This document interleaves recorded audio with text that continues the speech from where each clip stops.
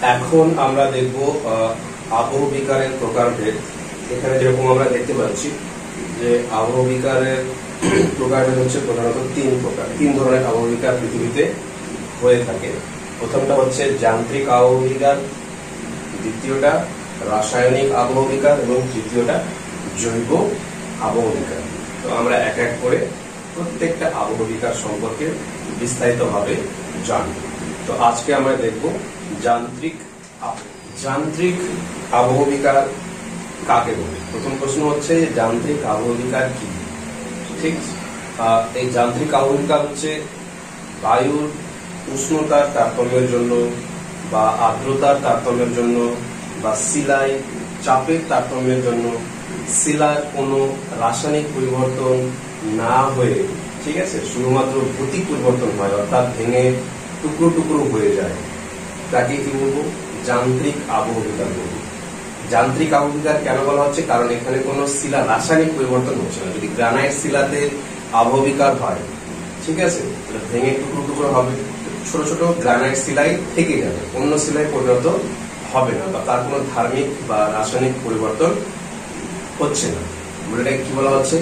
যান্ত্রিক আবহবিকার। ঠিক আছে, বায়ুর উষ্ণতার তারতম্য, ঠিক আছে, আর্দ্রতার তারতম্য এবং চাপের হ্রাস বা বাড়ার তারতম্যের জন্য, চাপের তারতম্যের জন্য যখন শিলা ভেঙে টুকরো টুকরো হয়ে যায় এবং শিলার কোনো রাসায়নিক পরিবর্তন হয় না বা রাসায়নিক বিয়োজন ঘটে না, শুধুমাত্র ভৌতিক পরিবর্তন হয় এবং মূল শিলার উপরে পড়ে থাকে, সেই আবহবিকারকে যান্ত্রিক আবহবিকার বলে। ঠিক আছে, তো বিভিন্ন প্রকারের যান্ত্রিক আবহবিকার আমরা দেখতে পাই। যেরকম বললাম যে উষ্ণতার তারতম্যের আবহবিকার, ঠিক আছে, উষ্ণতার তারতম্যে কি হয়? যান্ত্রিক আবহবিকার হয়। চাপের তারতম্যে যান্ত্রিক আবহবিকার হয়। আর্দ্রতার তারতম্যে কি হয়? যান্ত্রিক আবহবিকার হয়। প্রথমে আমরা একটা করে দেখে নেব কি তোমার কি আছে যান্ত্রিক আবহবিকার দেখা যাচ্ছে। প্রথম হচ্ছে যে উষ্ণতার তারতম্যের ফলে যান্ত্রিক আবহবিকার। বায়ুমণ্ডলে যে তাপমাত্রার হেরফের হচ্ছে, এর ফলে কি হচ্ছে? শিলা ভেঙে টুকরো টুকরো হচ্ছে। উষ্ণতার তারতম্যের ফলে যে আবহবিকার হচ্ছে, এটা সাধারণত মরুভূমি অঞ্চলে বা শুষ্ক অঞ্চলে সব থেকে বেশি হয়। কারণ মরুভূমি অঞ্চলে কি হয়? দিনের বেলায় প্রচন্ড তাপমাত্রা বৃদ্ধি পায় আর রাত্রিবেলায় তাপমাত্রা কমে যায়। ফলে আমরা কি বলি যে মরুভূমি অঞ্চলে হচ্ছে দিনের বেলা গ্রীষ্মকাল আর রাত্রিবেলা শীতকাল, অর্থাৎ ওখানে তাপের প্রসার অনেক বেশি, তাপের প্রসার অনেক বেশি। ঠিক আছে, তো প্রথমটা হচ্ছে তোমাদের বই দেওয়া আছে প্রস্তরচায় খণ্ডীকরণ বা ব্লক ডিসইন্টিগ্রেশন। মরুভূমি অঞ্চলে কি হয়? যখন শিলা বিভিন্ন উল্লম্ব বা সমান্তরাল ফাটল বরাবর কি হয়? ভেঙে বড় বড় পাথরের আকারে ভেঙে যায়, তখন সেটাকে কি বলা হয়? প্রস্তরচায় খণ্ডীকরণ বলে। প্রস্তর মানে পাথর, চায় মানে বড় বড় খণ্ড। ঠিক আছে, তো শিলা কি হচ্ছে? বড় বড় খণ্ডে ভেঙে যাচ্ছে। এটা কিভাবে হচ্ছে? আমরা জানি যে শিলা হচ্ছে কি, বা তাপের কুপরিবাহী। শিলা তাপের কুপরিবাহী। ঠিক আছে, অর্থাৎ শিলার উপরি অংশই কি হয়? দিনের বেলায় গরম হয় আর রাত্রিবেলায় ঠান্ডা হয়। ঠিক, কিন্তু নিচের অংশে তাপ পৌঁছাতে পারে না, ভেতরের অংশে তাপ পৌঁছাতে পারে না। ফলে কি হয়? দিনের বেলায় শিলার উপরি অংশ প্রচন্ড উত্তপ্ত হয়ে প্রসারিত হয় এবং রাত্রিবেলায় কি হয়? ঠান্ডা হয়ে সংকুচিত হয়। এর ফলে শিলার উপরি অংশে কি হয়? প্রসারিত আর সংকুচিত হয়, কিন্তু নিচের অংশ একই রকম থাকে, ওতে কোনো ইফেক্ট পড়ে না। ফলে কি হয়? এই উপরি অংশ সংকুচিত প্রসারিত হওয়ার ফলে একটা পীড়নের সৃষ্টি হয় এবং কিছুদিন পরে কি হয়? শিলার সহনশীলতা থেকে এই পীড়ন অনেক বেশি হয়ে যায়। ফলে শিলার মধ্যে কি হয়? সমান্তরাল বা উল্লম্ব ফাটল বরাবর কি হয়? শিলা বড় বড় আকারে বা টুকরোতে ভেঙে যায়। ঠিক আছে, ওটাকে কি বলা হয়? প্রস্তরচায়। নাম্বার হচ্ছে স্বল্পমোচন বা এক্সফোলিয়েশন। ঠিক আছে, স্বল্পমোচন কাকে বলে? যখন মরুভূমি অঞ্চলে উষ্ণতা তারতম্যের ফলে শিলার উপরি অংশ পেঁয়াজের খোসার মতো কি হয়ে যায়? আলাদা হয়ে যায় বা আলগা হয়ে যায় এবং মূল শিলাটা গোলাকার হয়ে যায় বা গোলাকার রূপ ধারণ করে। সেই প্রক্রিয়াকে কি বলে? এক্সফোলিয়েশন। স্বল্প কথার অর্থ হচ্ছে খোসা বা চামড়া বলতে পারো। ঠিক আছে, স্বল্পমোচন মানে খোসা, ঠিক আছে, পেঁয়াজের খোসা যেরকম একটা করে আলাদা হয়ে যায়, একটার পর একটা, একটার পর একটা, ঠিক আছে, সেটা সেরকম ভাবে কি হয় শিলা উপরের স্তর মূল শিলা থেকে আলাদা হয়ে যায়, তারপর আবার আরেকটা স্তর আলাদা হয়ে যায়। এটা কিভাবে হয়? আর যেসব শিলা সমসত্ব খনিজ দ্বারা গঠিত, সমসত্ব খনিজ মানে একই রকম খনিজ দ্বারা গঠিত, সেই শিলাতে কি হয় উপরের অংশ তাপ গ্রহণ করে এবং তাপ বর্জন করে, কিন্তু ভিতরের অংশ তাপ শোষণ করতে পারে না, সেজন্য একই রকম থাকে। ফলে শিলার উপরের স্তরটা কি হয় দিনের বেলায় প্রসারিত হয় এবং রাত্রিবেলায় সংকুচিত হয়, ঠিক আছে, এবং কি হয় একটা তাপীয় ঢালের সৃষ্টি হয়, ভেতরটা ঠান্ডা উপরটা গরম, ঠিক আছে, একটা কি হয় ক্লিয়ার কাট একটা মার্জিন সৃষ্টি হয়, একটা সীমারেখা সৃষ্টি হয়, যে রেখার উপরে কি হয় গরম শিলা, আর যে রেখার নিচে কি হয় শিলা কোনো তাপ শোষণ বা বর্জন কিছুই করে না।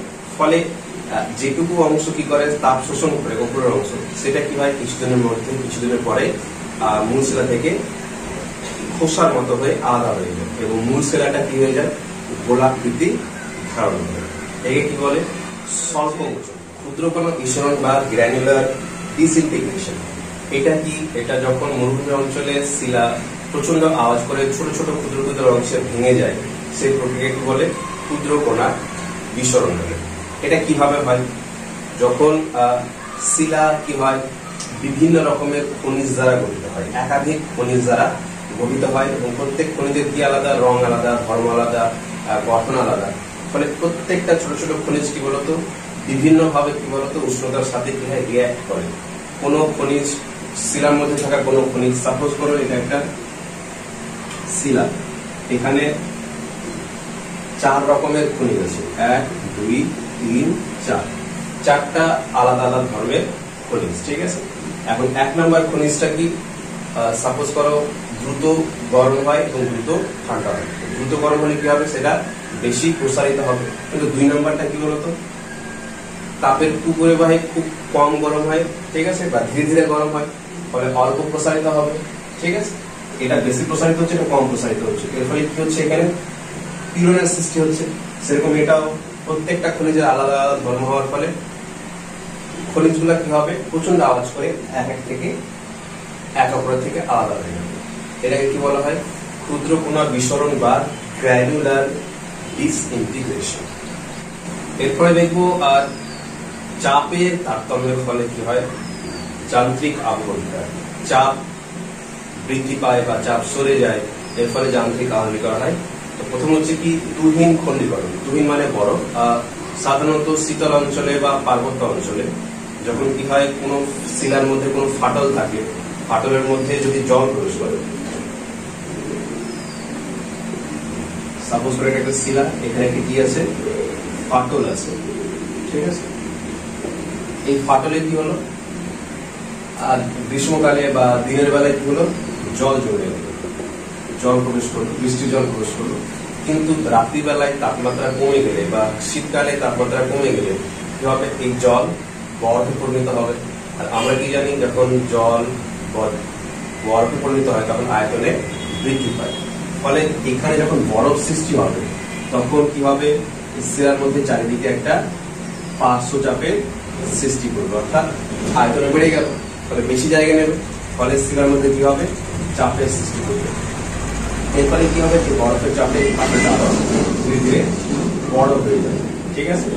এরকম ক্রমাগত এরকম এই প্রক্রিয়া চলার পরে কিছুদিন পর বা কিছু বছর পর কি হবে একটা অংশ কি হবে ভেঙে পড়ে যাবে, ঠিক আছে। এটাকে কি বলা হয় তুহিন খণ্ডীকরণ, ঠিক আছে, বা তুষার খণ্ডীকরণ, ঠিক আছে। এটা সাধারণত পার্বত্য এলাকায় দেখা যায় বা শীতল অঞ্চলে। চাপ হ্রাসজনিত আবহবিকার।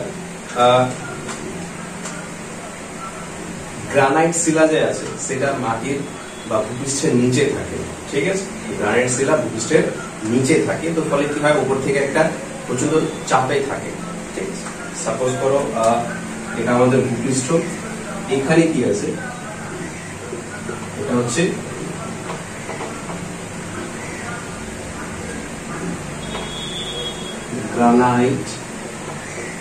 গ্রানাইট শিলা, এটা ভূপৃষ্ঠ। তো ভূপৃষ্ঠে কি আছে গ্রানাইট শিলার উপরে প্রচুর চাপ আছে, ঠিক আছে। যখন কি হয় লগ্নি ভবনের ফলে, ক্ষয়কার্য ও লগ্নি ভবনের ফলে কি হয় উপরের পৃষ্ঠের এই শিলাটা ঘিরে ক্ষয় হয়ে যায়, তখন কি হয় চাপটা আর উপরে থাকে না। মানে গ্রানাইট শিলাটার মধ্যে চাপ না থাকলে কি হবে, সেটা চাপ সরে যাওয়ার ফলে এই শিলাটা কি হতে পারে, ভেঙে টুকরো টুকরো হয়ে যেতে পারে, ঠিক আছে। সেরকম আরেকটা আছে চাপ হ্রাসজনিত অববাহিকা। এটা শীতল অঞ্চল হয়, এখানে প্রচুর তুষারপাত হয়, শীতকালে প্রচুর তুষারপাত হয়। শিলার উপরে কি হয়, সেই মোটা মোটা কি হয় বরফের চাদর ঢেকে থাকে, ঠিক আছে, প্রচুর বরফ জমে থাকে, ফলে শিলার মধ্যে কি হয় একটা নিম্নচাপের সৃষ্টি হয়, ঠিক আছে।